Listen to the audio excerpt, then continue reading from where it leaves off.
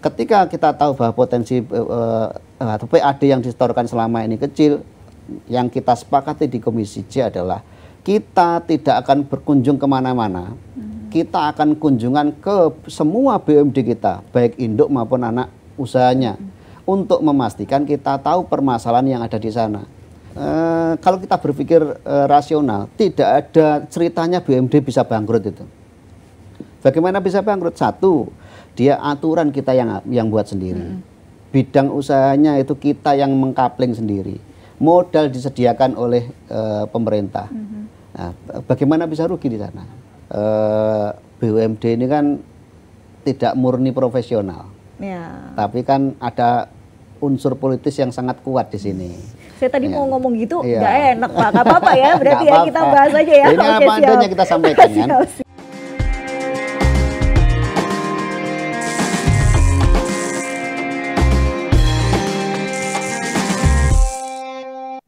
Halo dulur-dulur Jatim, selamat datang di podcast Jatim channel DPRD Provinsi Jawa Timur. Dan hari ini kita akan ngobrol santai tapi tetap berbobot dengan tamu spesial kita, Bapak Hartono Eskom, anggota Komisi C DPRD Jawa Timur. Dari Dapil 9 Jawa Timur nih, wilayah Ngawi, Magetan, Ponorogo, Pacitan, dan Trenggalek. Selamat datang Pak Hartono. Selamat datang, Assalamualaikum warahmatullahi wabarakatuh. Waalaikumsalam warahmatullahi wabarakatuh. Kalau kita tahu ini biasanya Komisi C itu mengurusi soal keuangan, BUMD, kemudian pembahasan soal Raperda dan PAD begitu ya Pak Hartono ya. Nah, tapi ngomong-ngomong nih, kalau ngelihat Pak Hartono ini biasanya memang seringnya kita lihat itu di rapat-rapat anggaran gitu ya Pak. Jadi sibuk nih ngurusin pendapatan asli daerah dan lain sebagainya gitu ya Pak Hartono. Tapi mungkin bisa diceritakan nih Pak Hartono kepada dulur-dulur Jatim semua ini, sebetulnya di Komisi C sendiri tugasnya apa sih Pak, atau bidangnya yang diurusin itu apa aja detailnya? Ya, kalau menjadi anggota Dewan itu kan tugas pokoknya ada 3 sebenarnya. Yang pertama fungsi legislasi, dalam hari ini pembentukan perda. Yang kedua fungsi anggaran, karena kita ikut terlibat dalam menyusun APBD Jawa Timur. Dan yang ketiga fungsi pengawasan. Nah, itu semua juga dilakukan di Komisi C, tetapi ada pemfokusan masalah mitra kerjanya. Jadi kalau Komisi C ini fokusnya adalah pada sisi keuangannya, sisi menggali pendapatannya, dan juga nanti akan mengevaluasi dari sisi pembelanjaannya. Karena itu mitra Komisi C saat ini adalah 1 BUMD, di dalamnya termasuk Bank Jatim dan Bank BPR. Kemudian juga ada BPKAD, ada DPM PTSB. Nah, itu adalah mitra-mitra dari Komisi C. Tapi di luar itu kita juga bermitra dengan semua OPD yang memang menghasilkan. Itu yang akan kita awasi, kita kelola untuk memastikan bahwa PAD Jawa Timur itu tersedia dan terkumpul dengan baik. Oke, tapi ngomong-ngomong kalau di Komisi C sendiri ini Pak, ini berapa banyak anggotanya? Untuk saat ini 25 orang. 25 orang. Dan Bapak dari fraksi Gerindra ya? Ya, saya dari fraksi Gerindra, dari daerah pemilihan Dapil Jatim 9. Tadi sudah disebutkan ya wilayahnya Ngawi, Magetan, Ponorogo, Pacitan, Trenggalek. Wilayah yang sangat luas ini. Sangat luas. Dan apakah dapil neraka juga Pak? Enggak ada dapil neraka. Tempat saya indah-indah semua. Baik Pak Hartono, kalau di Komisi C sendiri ini bagaimana kemudian para anggota fraksi itu ditempatkan di Komisi A, B, C. Kemudian kalau Pak Hartono sendiri dari fraksi menempatkan di Komisi C, latar belakangnya apa Pak? Kalau siapa ditempatkan di mana itu kan sebenarnya kewenangan penuh pada partai atau fraksi. Ya. Untuk saya sendiri mungkin ya pasti pimpinan mempelajari siapa yang paling pas ada di mana. Nah, kebetulan saya sendiri latar belakangnya adalah dari pengusaha. Kemudian juga background saya dunia IT, jadi kalau urusan angka insya Allah sudah terbiasa. Karena itu mungkin itu juga yang menjadi latar belakang pimpinan menugaskan saya di Komisi C. jadi itu latar belakangnya kenapa kemudian Pak Hartono ini ditempatkan di Komisi C, karena dijamin untuk melakukan tugas legislasi, anggaran, pengawasan. Ini insya Allah di Komisi C udah paling tepat begitu ya Pak? Insya Allah begitu. Insya Allah. Tapi berbicara soal kemudian tugas-tugas yang dilakukan di DPR sendiri nih gimana Pak? Sejauh ini Jawa Timur sendiri ada peningkatankah atau bagaimana? Ya, saya melihat sendiri saat ini teman-teman di DPRD Jawa Timur khususnya Komisi C, insya Allah semangat-semangat ini. Semangat-semangat ya. Jadi sangat terlihat dari keseriusan kami ketika rapat dengan OPD atau bahkan rapat internal itu sangat serius membahas agenda-agenda yang kami bawa. Itu saya melihatnya ini sesuatu yang bagus. Kita memulai tahun awal kita dilantik menjadi anggota Dewan Jawa Timur ini dengan semangat yang luar biasa. Insya Allah ini membawa kebaikan untuk masyarakat Jawa Timur. Oke, tapi kalau boleh tahu Pak, komponen PAD Jawa Timur sendiri itu apa aja sih Pak Hartono? Sebenarnya kalau PAD itu hanya ada dua. Yang pertama itu dari PAD asli, kalau pendapatan asli daerah? Postur APBD kita itu hanya dua. Yang pertama itu adalah dari PAD atau pendapatan asli daerah. Yang kedua adalah dari dana transfer pemerintah pusat. Ya. Nah, untuk Jawa Timur sendiri sebenarnya kalau dilihat dari perjalanan selama ini sangat sehat. Sangat sehat dari mana? Karena jumlah PAD yang dihasilkan sendiri oleh masyarakat, oleh Jawa Timur itu jauh lebih besar daripada dana transfer dari pemerintah pusat. Kalau kita lihat pada periode yang lalu, kita PAD-nya kurang lebih 17-18 triliun. Kemudian dana transfernya kurang dari 12. Artinya APBD Jawa Timur sangat sehat. Nah, jadi kita tidak bergantung pada dana transfer dari pemerintah pusat. Termasuk itu tren beberapa tahun terakhir juga seperti insya Allah itu ya, tahun Pak? ini pun kita akan masih seperti yang dulu. Oke. Dan kalau prioritas penggunaan PAD sendiri sejauh ini lebih ke dominan kemana? Kalau masalah pemakaian itu kan nanti kan sesuai dengan kebutuhan. Kebutuhan itu dari mana? Itu dari usulan dari semua OPD. Kan kita ada kalau ada Banggar ya. Banggar ini yang akan memfokuskan komunikasi terkait penataan berapa nilai anggaran dari masing-masing OPD. Itu ada di Banggar. Tapi saya pastikan bahwa kemana atau berapa anggaran itu digunakan, insya Allah sudah sesuai dengan usulan dari masing-masing instansi, baik dari OPD maupun dari aspirasi dari anggota Dewan. Kalau yang paling banyak Pak dipakai untuk apa Pak? Kalau saya berkaca pada sendiri ya tentunya untuk pembangunan infrastruktur itu masih porsi yang cukup besar di sana. Selain sisi yang lain pasti ya untuk pembangunan gaji pegawai, kemudian juga untuk kesehatan, tapi porsi untuk infrastruktur insya Allah juga masih sangat besar.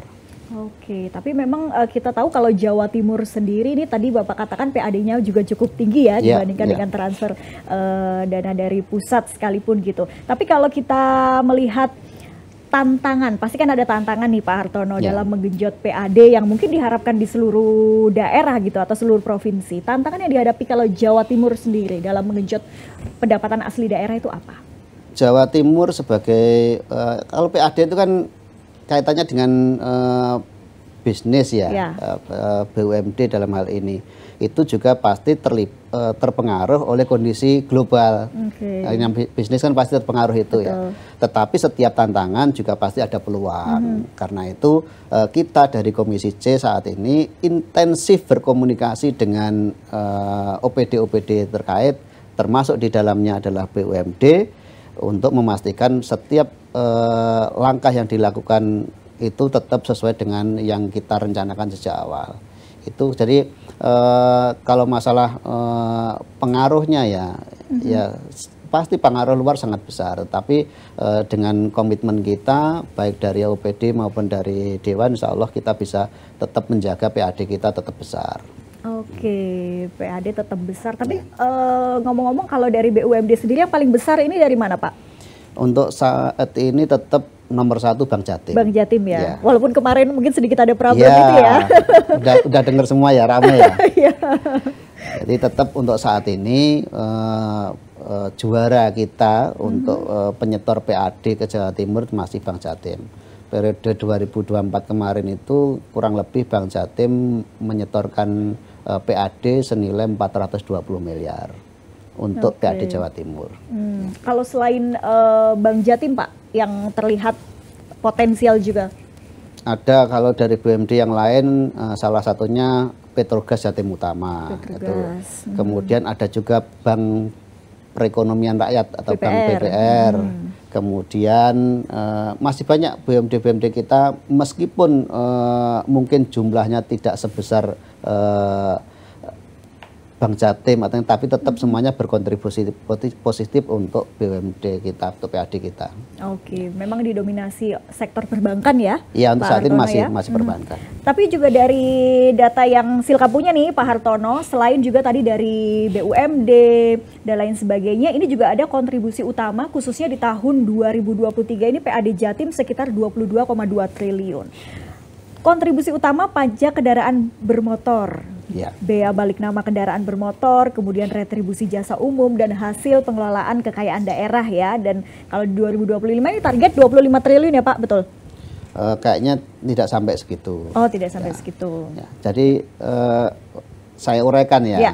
Jadi kalau kita PAD itu memang lebih dari 60% itu masih dari pajak kendaraan bermotor. Pajak kendaraan bermotor itu dua, satu adalah PKB, yang kedua adalah BPNKB. BPNKB itu biaya balik nama.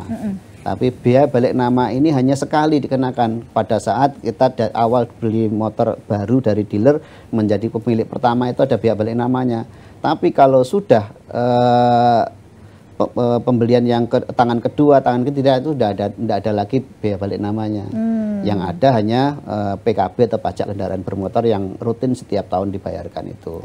Nah, itu jadi memang kita masih sangat tergantung pada pajak kendaraan bermotor. Yang lainnya masih dari BUMD dan OPD-OPD terkait, termasuk BLUD. Ini yang agak istimewa itu BLUD. BLUD itu kan memang sejak awal didirikan itu harapannya bisa mandiri. Ya. Dia bisa menghidupi operasionalnya dari pendapatannya sendiri. Dan BUMD kita besar-besar. Misalkan Rumah Sakit Dr. Sutomo. PAD-nya 2024 ini kemarin tuh 1,4 T. Hampir 1,4, kurang 1,3 lebih lah ya. Tetapi itu hanya dicatatkan dalam PAD Jawa Timur. Bukan disetorkan ke PAD Jawa Timur, enggak, hanya dicatatkan saja. Itu sepenuhnya digunakan untuk operasional Dr. Sutomo. Semacam itu. Jadi BLUD memang diharapkan bisa mandiri dengan pendapatannya sendiri. Tapi realitasnya sekarang itu BLUD kita masih belum bisa benar-benar mandiri. Artinya untuk beberapa pengembangan dan operasional masih meminta subsidi dari APBD Jawa Timur. Ini yang kita harapkan ke depan, karena kita mencari potensi-potensi baru pajak ini juga tidak gampang. Harapannya beban APBD kita juga berkurang dengan mandirinya BLUD ini. Oke, biasanya kan memang BLU ini yang berbau BLU ini kan didorong untuk mendapat ini ya, pendapatan pengelolaan sendiri begitu ya, betul, dan menghasilkan gitu. Jadi kalau tadi Pak Hartono juga sampaikan bahwa kontribusi utama memang dari PKB juga BPNKB begitu ya. Jadi kalau kita lihat ini pajak kendaraan bermotor jadi sumber utama. Jadi kadang-kadang juga kita jadi mikir ya, yang jalan-jalan tuh mobil kita apa duit kita gitu ya. Yang jalan-jalan kendaraan gitu. Jadi kadang bayarnya rajin tapi jalannya kadang juga masih bolong-bolong Pak. Nah mungkin ini ya, saya sambil menyampaikan unek-unek dulur-dulur Jawa Timur juga ya Pak Hartono ya. Terkait dengan pendapatan banyak dari pajak kendaraan tapi fasilitas jalanannya juga masih mungkin perlu diperhatikan lagi begitu ya. Iya, kalau Surabaya mungkin tidak melihat ya, kalaupun ada jalan rusak masih sekian persen lah. Iya. Depan rumah saya di Ngawi sana itu secuil aspal pun tidak ada. Jadi sejak saya kecil sampai sekarang itu di depan rumah saya di Ngawi sana itu tidak ada secuil aspal ataupun paving. Mungkin nunggu saya jadi anggota dewan ini dulu mungkin ya. Ini sudah jadi nih Pak, berarti mungkin ditunggu nih. Insya Allah nanti kita usahakan ke sana. Nah, siap. Tetapi begini, kita bicara PAD itu tidak mesti begini. Dapatnya dari motor kembalinya harus ke jalan. Dapatnya dari migas kembalinya kemana? Semuanya akan disetorkan menjadi PAD Jawa Timur. Kemudian penggunaannya akan digunakan sesuai dengan peruntukannya, prioritasnya. Memang secara kebutuhan banyak. Jawa Timur kan sekian luasnya. Kita bicara kebutuhan perbaikan jalan yang kemarin diperbaiki tahun berikutnya sudah rusak lagi, butuh perawatan dan sebagainya. Sementara jalan yang belum tersentuh sama sekali seperti saya cerita tadi di depan rumah saya di Ngawi sana itu juga masih banyak. Sehingga kita perlu mengatur prioritasnya. Mana yang kita dahulukan, memperbaiki yang sudah masih bolong-bolong tadi itu, atau mungkin ngasih yang lain, kesempatan yang lain dulu biar juga sama-sama merasakan pernah ada aspalnya, pernah ada pavingnya kan begitu. Itu yang kita harapkan nanti bisa kita ada berkeadilan lah di sini. Ya. Mungkin itu juga yang perlu diketahui para dulur-dulur Jatim juga ya Pak Hartono. Kadang kan kalau masyarakat ini pengennya yang cepat gitu, ada aspirasi sudah pengennya besok langsung dieksekusi. Selama ada uangnya, gitu ya. Saya pun mendukung demikian. Ya, karena keterbatasan PAD ya kita harus sabar, harus diatur prioritasnya gitu. Oke, dan semuanya ini ada prosesnya begitu ya, dari proses legislasi, anggaran, dan juga pengawasannya nanti bagaimana. Pak, kembali ke peran dan optimalisasi BUMD sendiri ya. Kalau menurut data yang saya peroleh, BUMD Jatim ini kan kontribusinya cukup kecil, kurang dari 5% dari PAD. Nah, ini gimana nih DPRD melihat potensi BUMD sendiri ke depan ya? Ya. Ada tekanan luar biasa ketika awal kami dilantik menjadi anggota DPRD. Kabar yang pertama adalah saat kami dilantik ditempatkan di Komisi C adalah adanya pemberlakuan Undang-Undang Nomor 1 Tahun 2022 tentang HKPD tentang hubungan keuangan pemerintah pusat dan daerah. Di sana ada pemberlakuan baru namanya option pajak. Option pajak ini adalah pembagian nilai pajak untuk pemerintah kabupaten kota di mana kendaraan itu terdaftar. Nah, karena option pajak ini potensi membebani masyarakat, pemerintah Provinsi Jawa Timur memberikan diskon lah. Jadi tetap kita menjalankan amanah undang-undang yang HKPD tersebut, tetapi agar masyarakat tidak bertambah yang dibayarkan karena pemerintah Provinsi Jawa Timur yang ngalah. Kita kurangi yang nilai setoran ke Jawa Timur. Nah, nilai yang didiskon itu potensinya di tahun 2025 ini 4,2 triliun. Artinya PAD kita potensi loss 4,2 triliun. Nah, agar kita tidak terjadi goncangan terhadap APBD Jawa Timur, kami Komisi C ini ditugaskan untuk mencari sumber-sumber dari yang lainnya. Nah, salah satu yang kita harapkan adalah dari BUMD. Tadi kenapa sekarang potensinya kecil. Nah, ketika kita tahu bahwa potensi atau PAD yang disetorkan selama ini kecil, yang kita sepakati di Komisi C adalah kita tidak akan berkunjung kemana-mana. Kita akan kunjungan ke semua BUMD kita, baik induk maupun anak usahanya, untuk memastikan kita tahu permasalahan yang ada di sana. Nah, kalau kita tahu permasalahannya, mungkin ada alternatif solusi, bisa berpotensi untuk meningkatkan PAD Jawa Timur. Ya, harapan kita begitu. Jadi kita tidak bisa langsung menilai, oh ini jelek, ini bagus. Tetapi kan kita harus tahu dulu, kita datang ke sana, kita lihat kondisi existingnya, kita diskusi dengan pengurusnya, agar kita bisa memberikan alternatif solusi. Apakah masih layak untuk diteruskan, atau mungkin perlu di speed up, atau bahkan ada yang perlu diparkir. Nah, ini kan kita juga baru bisa memberikan sikap itu kalau kita tahu kondisi secara real di sana. Jadi demikian. Sudah ada ini ya proses pengawasan tadi, kemudian memunculkan rekomendasi yang harus dilakukan. Tapi sejauh ini Pak Hartono mungkin bisa cerita pengalaman yang sudah dilakukan Komisi C, melakukan pengawasan itu, kemudian dengan berbagai rekomendasi yang dilakukan. Terus biasanya nih seperti apa Pak? Ya. Sepertinya juga gampang-gampang susah gitu ya menghadapi. Jadi ada hal yang menarik begini. Ini sesuatu yang kadang tuh ini ya. Saya background saya kan pengusaha juga. Terbiasa ya, namanya pengusaha itu kan semuanya diusahakan sendiri. Ya, segala sesuatu diusahakan ya. Tetapi di BUMD ini sebenarnya kalau kita berpikir rasional, tidak ada ceritanya BUMD bisa bangkrut itu. Bagaimana bisa bangkrut? Satu, dia aturan kita yang buat sendiri. Bidang usahanya itu kita yang mengkapling sendiri. Modal disediakan oleh pemerintah. Nah, bagaimana bisa rugi di sana? Nah, kenapa akhirnya kok terjadi ada kerugian, bahkan ada mungkin yang ada sebagian besar juga yang stagnan itu karena satu masalah pengelolaan. Jadi masalah pengelolaan yang kurang baik. Satu karena faktor mungkin yang ditugaskan mengurus itu bukan orang pas yang ada yang membidangi itu.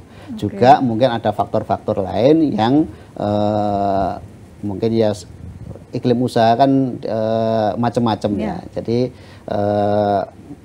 kita datangi, kita evaluasi untuk memastikan bahwa permasalahan itu bisa diurai satu persatu. Nah, kalau memang tidak bisa diuraikan permasalahannya ya sebaiknya daripada merugi ya kita parkir atau kita tutup. Oke, semakin seru ya perbincangan kita terkait PAD, BUMD. Ini juga pengetahuan juga untuk dulur-dulur Jawa Timur bahwa anggota DPRD kita ini sudah dengan kinerjanya sudah semaksimal mungkin gitu terkait dengan bagaimana meningkatkan pendapatan asli daerah melalui mitra-mitra kerjanya. Pak, monggo loh kalau mau diminum silakan supaya terima kasih. Supaya lebih cair ya seperti minuman kita hari ini. Pak Hartono tadi kan sudah membahas bahwa memang kendala-kendala itu dihadapi di setiap BUMD dengan berbagai kriteria karakternya begitu ya. Kemudian juga Pak Hartono tadi salah satunya mungkin salah menempatkan orang yang harusnya punya cukup kompeten begitu. Kemudian biasanya setelah diberikan rekomendasi Pak untuk ada nggak cerita yang mungkin selama ini kemudian mereka lakukan dan itu kemudian menjadi baik begitu? Ya. Saya cerita dulu sebelum masuk ke sana ya. Tadi melanjutkan masalah BUMD tadi itu, BUMD ini kan tidak murni profesional, tapi kan ada unsur politis yang sangat kuat di sini. Saya tadi mau ngomong gitu, nggak enak Pak, nggak apa-apa ya, berarti ya kita bahas aja ya. Ini apa adanya kita sampaikan kan, ya bisa kita lihat juga kan siapa yang ada di BUMD kita rata-rata kan ya orang-orang yang dekat dengan penguasa kan begitu. Tapi meskipun demikian, tidak ada salahnya juga. Nah, kalau dekat dengan penguasa artinya kan komunikasinya enak dengan pimpinan. Tetapi ya harus orang yang bisa mengurus itu. Jangan hanya asal dekat dengan pimpinan kemudian ditempatkan di sana. Tapi orang-orang yang memang mau belajar, mau mengurus perusahaan dengan BUMD dengan benar. Nah, kemudian tadi bicara sudah diberikan rekomendasi. Hasilnya bagaimana?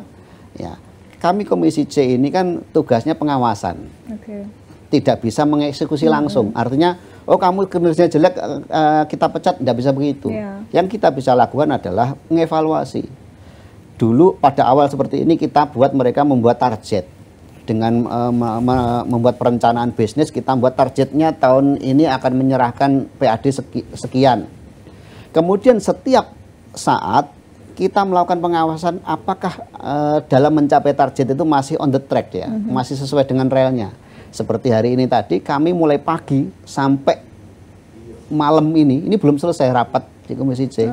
Itu untuk memastikan bahwa semua OPD atau BUMD yang bermitra dengan Komisi C ini dalam progresnya sekarang ini di bulan sekarang udah bulan Mei ya, di bulan yang sekian ini realistis nggak bisa mencapai target itu di akhir tahun nanti. Ya, kalau misalkan ternyata masih jauh di sana, kita lihat ada permasalahan apa di sana. Nah, kalau ternyata ada potensi, ternyata udah potensi udah mendekati, meskipun masih setengah jalan tapi masih ternyata pencapaiannya bagus, mungkin nanti di saat perubahan anggaran kita bisa meningkatkan lagi targetnya. Itu yang kita lakukan. Tetapi kembali lagi, kita itu sekedar memberikan referensi atau tidak bisa mengeksekusi. Kita bisanya memberikan pendapat adanya begini. Kalau itu dieksekusi ya alhamdulillah. Kalau tidak ya kita tidak bisa apa-apa. Kita tugasnya hanya pengawasan gitu. Ya. Tapi tetap masih lebih banyak yang untung dibandingkan yang rugi kan Pak Hartono ya? Insya Allah begitu. Ya? Meskipun untungnya ya belum sebesar yang diharapkan, tapi masih positif lah. Gitu ya. Pak Hartono, tapi tadi saya sedikit penasaran bahwa Pak Hartono juga mengamini bahwa BUMD kita syarat politis begitu ya. Tapi kan mereka juga melalui fit and proper test Pak. Nah ini seperti apa? Kenapa kemudian yang harusnya ya kita mengharapkan orang-orang yang di dalamnya ya memang kompeten untuk menjalankan bidang itu gitu atau sektor tersebut? Ya, kita bicara fit on proper test kan, yang ngetes yang mereka, yang tahu aturannya mereka, ini jeruk makan jeruk ini ya. Kami dari anggota Dewan kan tidak pernah dilibatkan secara langsung dalam prosesi seleksi ini. Bahkan diumumkan kapan, kemudian siapa yang sedang mendaftar, proses seleksinya seperti apa, kan kita tidak dilibatkan sama sekali. Jadi kita tidak tahu prosesi seleksinya. Yang kita tahu adalah yang hasil seleksinya ini. Nah, seperti kemarin kan baru selesai ini seleksi dari Bank Jatim. Ya, yang ada itu, ya apapun itu ya kita terima. Karena itu sudah menjadi pilihan dari pansel yang memang ditunjuk oleh gubernur. Nah selanjutnya kami dari Komisi C ya tinggal mengawasi kinerja selanjutnya seperti apa. Gitu. Tapi kalau menurut Pak Hartono sendiri ya idealnya seperti apa Pak? Atau ya harusnya sih kalau bisa ada keterlibatan DPRD selaku legislatif begitu ya dalam proses fit and proper test. Atau kalau Pak Hartono sendiri seperti apa idealnya? Kalau terlibat secara langsung Dewan memang bukan haknya. Itu dibatasi aturan, memang kita tidak bisa terlibat secara langsung. Tapi setidaknya kita kan bermitra. Minimal itu ada semacam konsultasi lah dalam prosesi seleksi ini. Oh, panitia seleksinya ini. Kemudian kita akan melakukan seleksi kemudian seperti apa calon yang muncul ini. Mungkin sesekali kita diundang lah dalam waktu proses mereka melakukan fit and proper test. Itu kan bentuk bagaimana menganggap kami sebagai mitra. Tapi kalaupun itu tidak dilakukan ya monggo, itu memang haknya mereka. Kita tidak bisa menuntut untuk itu. Oke, menarik nih. Tapi tadi Pak Hartono juga sempat menyinggung soal Undang-Undang HKPD ya Pak. Jadi keuangan antara pemerintah pusat dan daerah. Ini mulai berlaku tahun 2022. 2025. Undang-undangnya tahun 2022, tapi berlaku sejak 2025. Artinya kan baru-baru saja begitu ya Pak Hartono. Kemudian apa dampak terbesar dari undang-undang ini diberlakukan di tahun ini? Yang jelas ujungnya adalah potensi PAD Jawa Timur loss 4,2 triliun. Nah, jadi kenapa? Karena tadi yang dulunya semua pajak kendaraan bermotor itu masuk ke Provinsi Jawa Timur, sekarang langsung dipotong oleh pemerintah kabupaten kota. 64% masuk ke mereka. Kemudian baru sebagian masuk ke Provinsi Jawa Timur. Nah itu dari situ jelas sekali seberapa besar yang hilang. Tadi akumulasinya kalau kita hitung di tahun 2025 ini ada 4,2 T yang akan hilang dari pajak kendaraan bermotor untuk PAD Jawa Timur. Oke, jadi bisa dibilang ruang geraknya lebih terbatas Pak? Atau gimana kalau Pak Hartono melihat? Ya kalau dananya terbatas ya pasti ruang geraknya lebih terbatas. Tetapi kan kita tidak berhenti terus menyerah kan enggak. Akhirnya kita ada potensi loss 4,2 T, kita mencari sumber-sumber yang lain. Di antaranya tadi kita menggenjot sumber pendapatan dari BUMD dan OPD-OPD yang lainnya. Oke, itu langkah yang dilakukan DPRD ya. Dalam menyesuaikan nih struktur PAD ke depannya. Oke, menarik sekali dan juga mungkin ini menjadi perhatian juga para dulur-dulur Jawa Timur yang sebelumnya mungkin tidak paham bahwa ternyata baru saja nih implementasi dari Undang-Undang HKPD ini dilakukan di tahun 2025, kemudian juga terkait dengan PAD kita, berapa banyak, seberapa besar kinerja yang sudah dilakukan dalam optimalisasi BUMD dari DPRD Provinsi Jawa Timur sendiri. Ini luar biasa. Kalau jangka panjang nih Pak Hartono, dalam upaya peningkatan PAD, apa yang mungkin sudah dibuat rancangannya gitu dari DPR sendiri? Ya, kita mendorong begini. Satu dari sisi peraturan, kita ingin peraturan yang lebih menjamin proses di BUMD, mulai dari seleksi pimpinan sampai nanti ruang geraknya BUMD itu tertata dengan baik. Karena itu saat ini Komisi C sedang membahas Raperda perubahan terkait nomor 8 tahun 2019 terkait dengan BUMD. Raperda ini tujuannya untuk menyesuaikan perubahan zaman. Oke. Ya, jadi banyak BUMD kita itu sekarang harus dibuatkan perda baru. Nah, perda baru per masing-masing BUMD tadi itu sekarang ini kan tergantung pada perda induknya, yaitu Perda nomor 8 tahun 2019 ini. Nah, itu yang pertama, kita menata dari sisi aturan. Yang kedua, kita memastikan bahwa BUMD kita itu bekerja sesuai dengan yang diharapkan. Kita cari pemimpin yang memang ada sesuai dengan tupoksinya. Kemudian memastikan bahwa perjalanannya ini diawasi dengan benar, sehingga target PAD yang dibebankan ke sana itu juga akan tercapai. Itu yang kita harapkan. Oke, jadi strategi jangka panjang, menengah dan panjang begitu yang akan dilakukan. Kemudian kalau turut serta masyarakat nih, tentunya selain legislatif atau DPRD di sini melakukan segala tupoksinya dari legislasi, anggaran sampai ke pengawasan, kemudian kan pasti butuh kerjasama masyarakat juga pasti, nih. Ya. Dunia usaha pun juga harus terlibat, ya, khususnya untuk kaitan dengan mitra-mitra Komisi C begitu ya. Nah, kalau menurut Pak Hartono, atau mungkin ada yang Pak Hartono ingin sampaikan nih, bahwa ayo masyarakat juga harus turut terlibat, harus paham, harus terlibat aktif begitu. Ya, saya tidak membatasi hanya masalah BUMD ya. Jadi peran masyarakat yang paling pokok saat ini, karena kita masih bergantung pada pajak kendaraan bermotor, ya ayo kita bayar pajak kendaraan bermotor. Ya, pemerintah Jawa Timur sudah mendiskon sekian besarnya. Nah, juga dalam waktu dekat kita akan memberlakukan pemutihan denda. Artinya secara administratif yang selama ini menunggak pembayaran pajak kendaraan kita hilangkan atau kita hapuskan dendanya. Tapi memang kita belum bisa menghapus pajak pokoknya. Karena banyak pertimbangan. Karena masyarakat Jawa Timur ini 85% taat pajak motor. Hanya 15% yang menunggak. Karena itu ketika ada wacana misalkan ada pembebasan pajak kendaraan bermotor bagi yang menunggak, terbalik pemikirannya. Saya sendiri mendorong begini, perhatikan yang taat pajak, jangan perhatikan yang tidak taat. Gitu. Jadi justru yang taat ini kita berikan apresiasi di sana, bentuknya seperti apa nanti, entah bonus dan sebagainya. Kemudian sisi yang lainnya, ya karena kita punya BUMD, ya kita harapkan masyarakat satu ikut menggunakan, yang kedua juga mengawasi. Satu, misalkan kalau kita ada BUMD yang menghasilkan produk, contoh air minum, ya ayolah kita pakai itu produknya BUMD kita. Kalau misalkan misalkan kita menggunakan fasilitas BUMD kita, misalkan di rumah sakit dan sebagainya, mengetahui ada hal yang kurang baik, ya laporkan. Biar kami dari anggota Dewan pun ikut bisa menyampaikan, melakukan pengawasan dengan benar. Itu yang kita harapkan dari masyarakat. Jadi kita aktif juga, kita kritis. Gitu.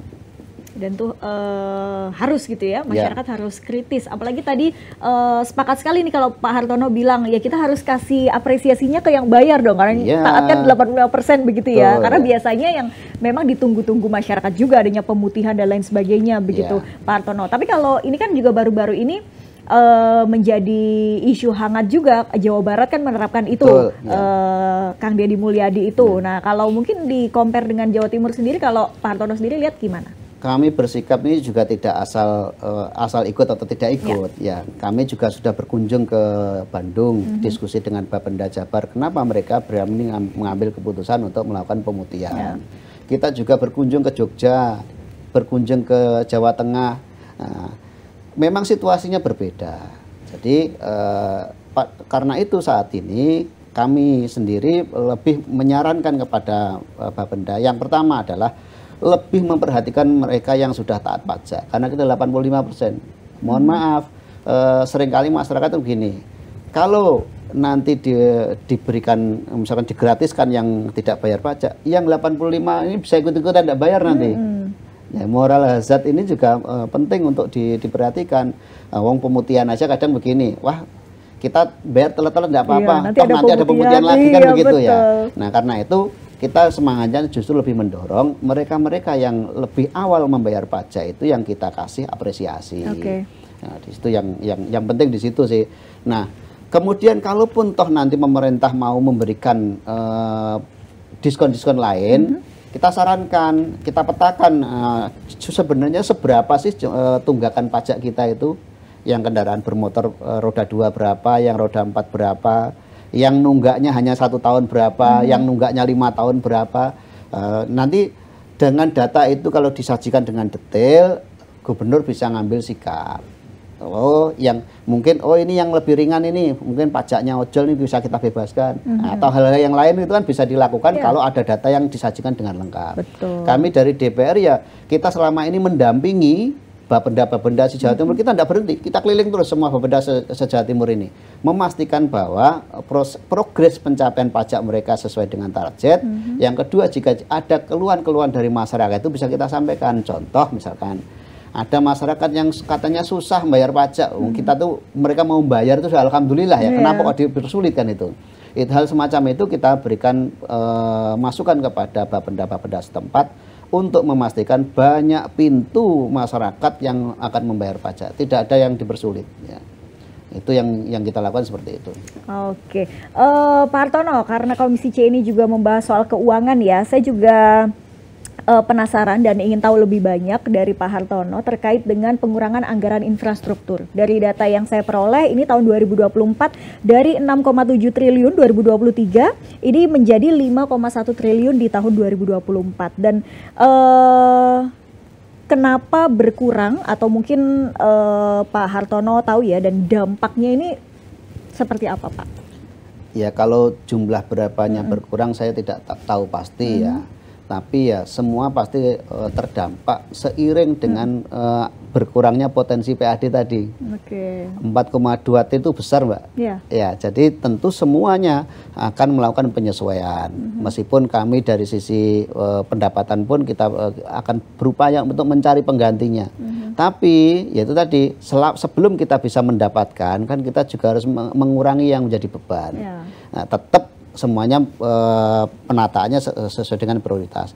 Kalau ternyata ini misalkan rencananya dikurangi, ternyata kok PAD kita besar, ya pasti akan ada penyesuaian, penambahan nanti di anggaran perubahan kan bisa dilakukan.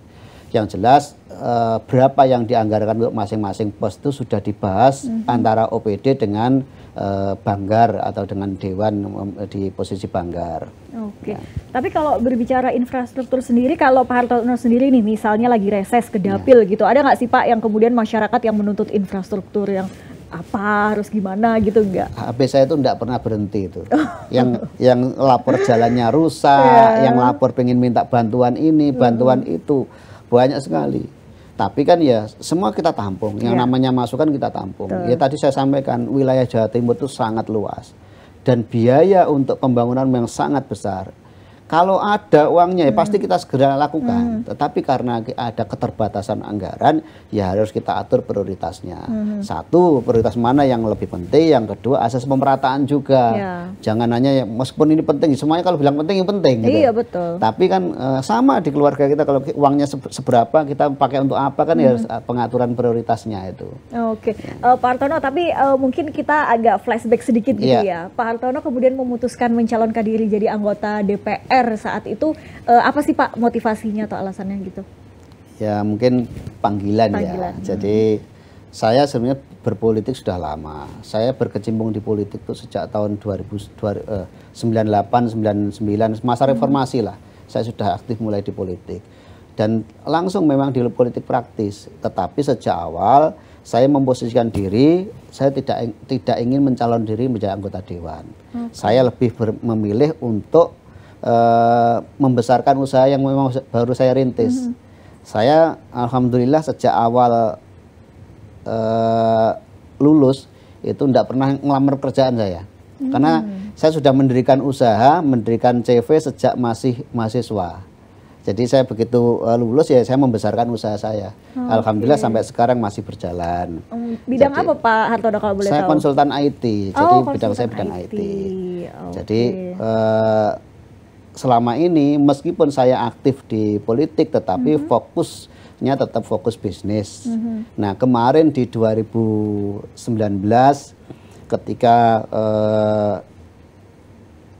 masa-masa ini ya, masa-masa sulit ya. Kemudian saya dipanggil lagi oleh teman-teman senior untuk lebih dalam ngurusi politik.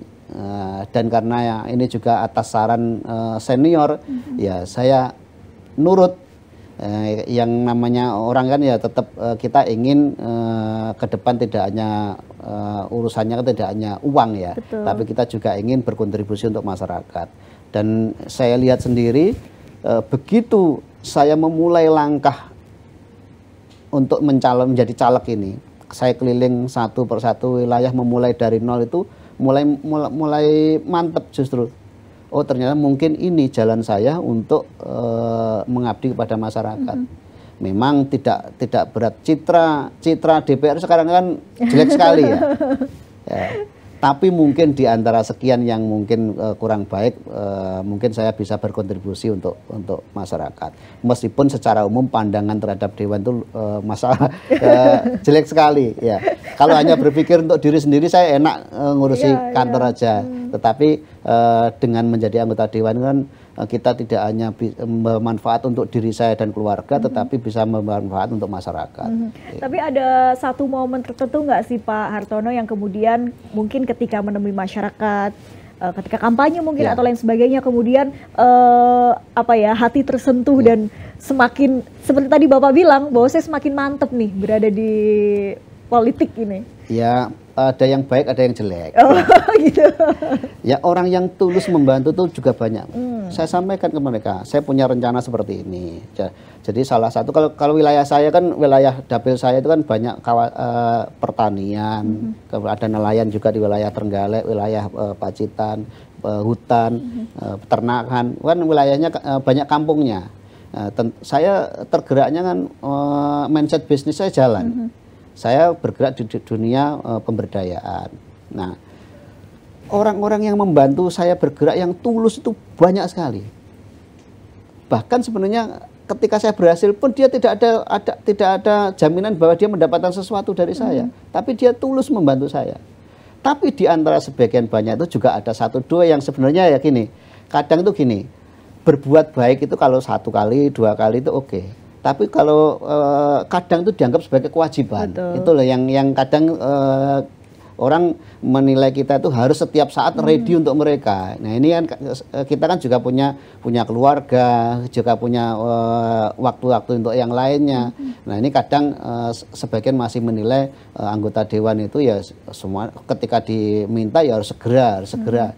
Nah ini yang seperti ini mungkin kita perlu pemahaman kesadaran politik kita harus berbeda lah daripada yang dulu-dulu. Dan ini butuh waktu lah ini. Ya. Saya menyadari untuk itu ya. Jadi itu tadi mungkin cerita dari Pak Hartono ya, bagaimana kemudian awal mula memutuskan berkecimpung di politik praktis, menjadi anggota DPRD, dan juga sudah banyak kinerja yang dilakukan dengan background Pak Hartono sendiri sebagai pengusaha. Tapi kembali tadi kita membahas soal PAD nih Pak Hartono. Harapan Bapak terhadap pengelolaan PAD khususnya di tahun 2025 ini dan beberapa tahun ke depan, dan harapan ke depan lah PAD Jawa Timur ini seperti apa? Yang pertama, saya berharap PAD kita tidak semata-mata bertumpu pada satu bidang, khususnya pajak kendaraan bermotor. Yang lebih didorong nanti adalah pajak PAD dari sumber BUMD. Karena kalau BUMD-nya besar berarti ada banyak orang yang bekerja di sana. Itu bukan dengan menarik uangnya masyarakat langsung, tetapi justru masyarakat ikut menikmati. Kalau ada BUMD yang besar kan yang bekerja di sana banyak. Harapan saya nanti porsi APBD ke depan itu, porsi PAD kita ke depan itu lebih banyak dari BUMD bukan dari pajak gitu loh ya. Harapan kita begitu. Karena kalau dari BUMD kan berarti kan iklim usahanya tumbuh dan yang menikmati banyak orang gitu. Betul, ya. betul. Dan mungkin karena tadi sesuai dengan harapannya juga ini bisa iklimnya bisa bertumbuh dan bisa menghasilkan lebih banyak BUMD. Artinya mungkin harapan yang ingin disampaikan kepada para stakeholder juga nih, Pak Hartono. Ya, untuk teman-teman Dewan dulu ya, teman-teman Dewan harapan saya lebih serius, khususnya sekarang pada saat pembahasan Raperda BUMD. Jangan kita akan efisien melakukan penataan BUMD kita itu kalau itu aturan yang kita tata. Kalau kita hanya mengandalkan kekuatan Dewan A, Dewan B akan ada masanya dia menjadi dewan. Tetapi kalau aturan yang ditata itu akan berlangsung terus menerus.